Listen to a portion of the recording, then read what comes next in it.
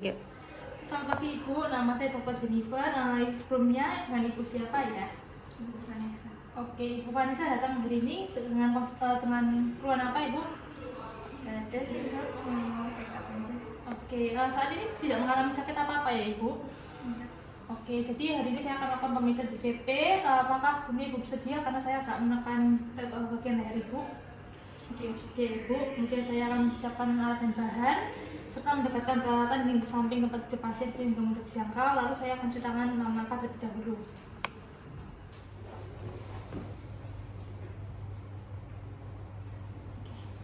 Kemudian saya akan berdiri di sebelah kanan pasien, kemudian pasien dalam posisi santai, kepala sedikit terangkat dengan bantal dan otot sternocleidomastoidnya dalam keadaan rileks ya Ibu. Kemudian setelah Ibu saya menunjukkan bagian lehernya. Kemudian saya akan menaikkan ujung tempat tidur setinggi 45 derajat atau sesuaikan sehingga pulsasi vena jugularis sampai jelas. Kemudian Ibu bisa memiringkan kepala ke arah kiri Ibu. Oke, kemudian saya akan gunakan lampu senter dari arah miring untuk melihat bayangan shadow vena jugularis.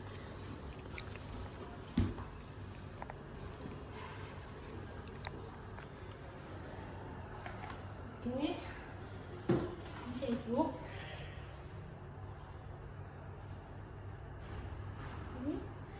Kemudian saya akan menentukan titik tertinggi di mana pulsasi vena jugularis internal eksternal dapat dilihat.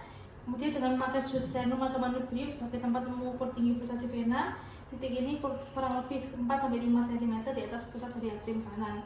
Kemudian dengan menggunakan penggaris, di penggaris 1 diletakkan secara tegak atau vertikal di mana salah satu ujungnya menempel pada manubrium.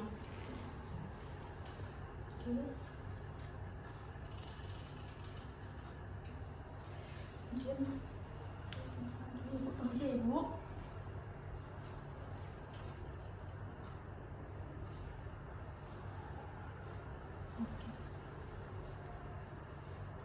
Kemudian untuk penggaris kedua diletakkan mendatar horizontal di mana ujung yang satu tepat di titik tertinggi pulsasi vena, sementara ujung lainnya ditempelkan pada penggaris yang pertama. Oke, kemudian saya akan mengukur jarak vertikal tinggi antara manubrium dan titik tertinggi pulsasi vena dan tambah dengan 5 cm, sehingga hasil yang saya dapatkan adalah 5+2 yang menunjukkan hasilnya normal ya Ibu untuk mengukur JVP-nya. Kemudian saya akan mencatat dan melaporkan hasil yang tadi telah saya lakukan. Kemudian saya akan membersihkan dan menyimpan alat yang digunakan dan cuci tangan. Terima kasih Ibu. Selamat pagi Ibu, nama saya Dr. Jennifer. Hari ini saya akan melakukan pemeriksaan varises ya Ibu. Jadi mungkin nanti saya akan memeriksa di daerah kaki Ibu. Sebelumnya apakah Ibu bersedia? Oke, jadi selanjutnya Ibu berbaring ya Ibu. Kemudian saya akan cuci tangan 6 langkah terlebih dahulu.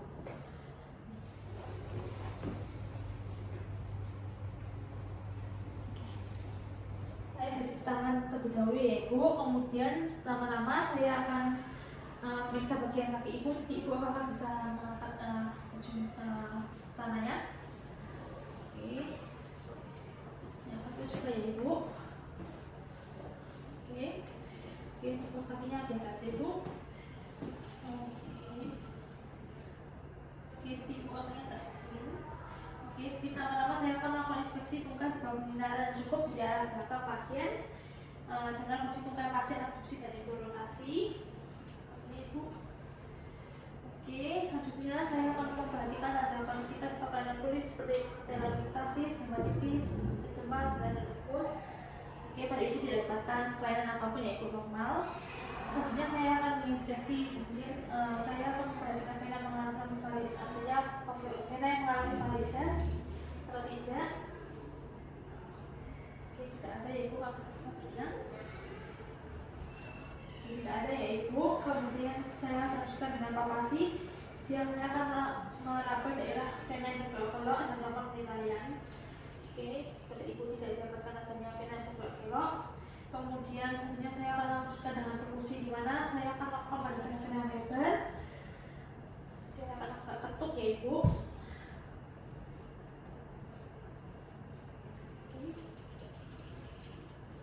Tidak dapatkan adanya varises ya Ibu pada Ibu.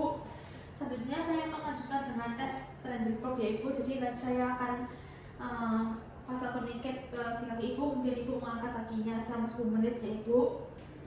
Oke, jadi saya kalau akan minta pasien berbaring, kemudian elevasi tungkai 90 derajat sama 10 menit untuk mengosongkan vena. Oke, jadi ibu bisa mengangkat kakinya. Oke, kemudian saya akan tunggu selama 10 menit. Oke, setelah 10 menit saya akan mengoperasi vena vena makna pada paha bagian atas dengan kompresi manual menggunakan tourniquet. Bisa ibu.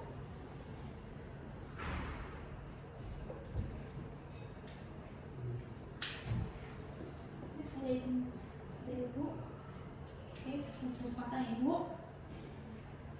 Oke. Oke, kemudian ibu bisa ambil berdiri ibu. Saya akan lihat.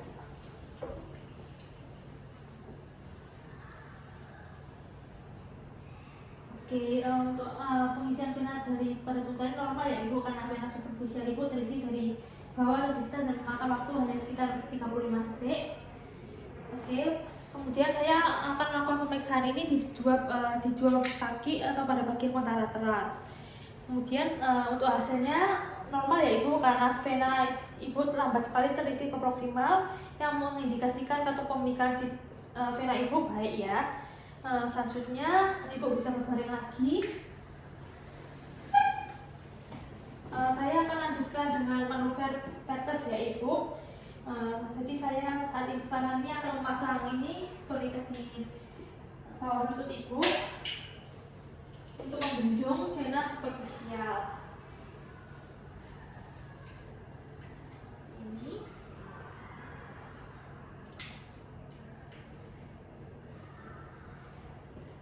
Oke, kemudian ibu bisa berdiri dan berjinjit sebanyak 10 kali ya ibu agar otot-otot risiko berkontraksi.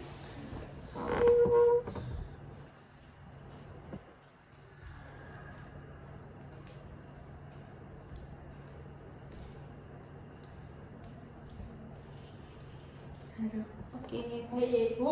Jadi saya akan lihat dulu hasilnya.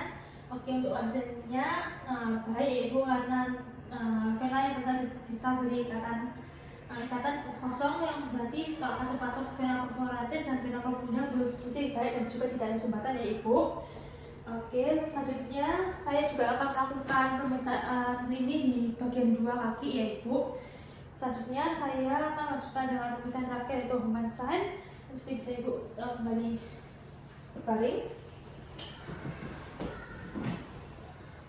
Saya izin masuk ya. Permisi bu. Oke. Jadi saya memposisikan pasien terlentang dengan tengah ekstensi.